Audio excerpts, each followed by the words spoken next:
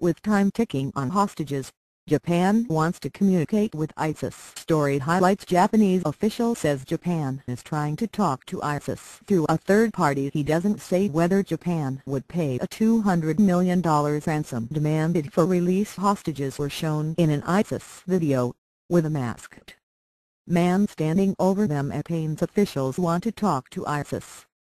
But can they get in touch with the militant group? And if they do, can they do anything to save the lives of 2 Japanese men being held hostage? Time is running out. ISIS put out a video Tuesday giving the Japanese government 72 hours to pay $200 million, or else Kenji, Goto and Haruna Yukawa, like other ISIS captives before them, will be killed. Japanese Chief Cabinet Secretary Yoshihide Suga said Wednesday that his government estimates the deadline will come at 2:50 p.m. Friday, Tokyo time 12:50 a.m. Until then, he said, Japanese officials are trying to save them. Suga said his government will do its utmost to communicate with ISIS on the fate of Goto and Yukawa through a third party, such as another nation's government or a local tribe. He didn't say whether Japan would be willing to pay any ransom. Absent such a private back and forth, the Japanese official voiced his government's stance publicly, including its defense of a proposed aid package, also tabbed at $200 million, to help those who are contending with ISIS, according to Prime Minister Shinzo Abe. Abe has defended the aid package as needed to build up human capacities, infrastructure and so on, yet ISIS denounced it anyway in its recent video. Japan's measures are absolutely not intending to kill Muslim people, unlike what the hostage-takers claimed, Suga said Wednesday. We strongly urge them not to harm the 2 Japanese nationals and immediately release them. Friend, hostage wanted to help Syrian rebels Goto and Yukawa were last seen months ago, disappearing in the same part of the world. While they had different professions, the 2 knew and talked to each other, said Yukawa's friend Nobuo Kimoto.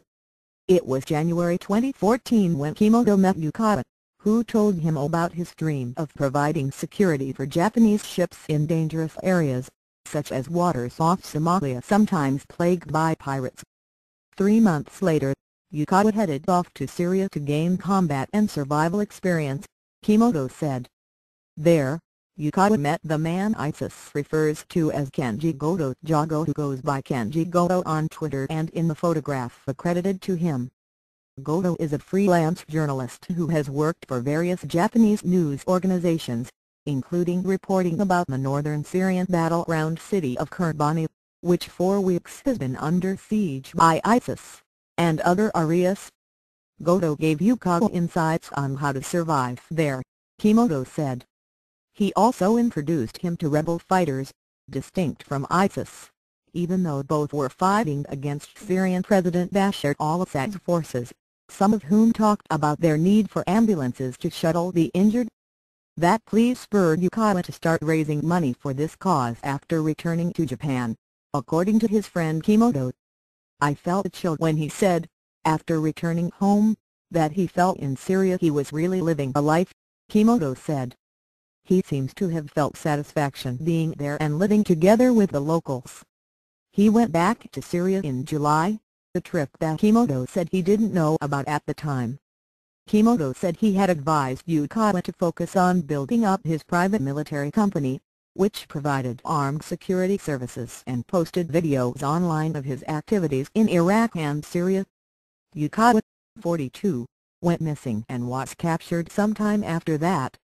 Goto met the same fate. While it's not known exactly when he became a hostage, his last Twitter post was on October 23.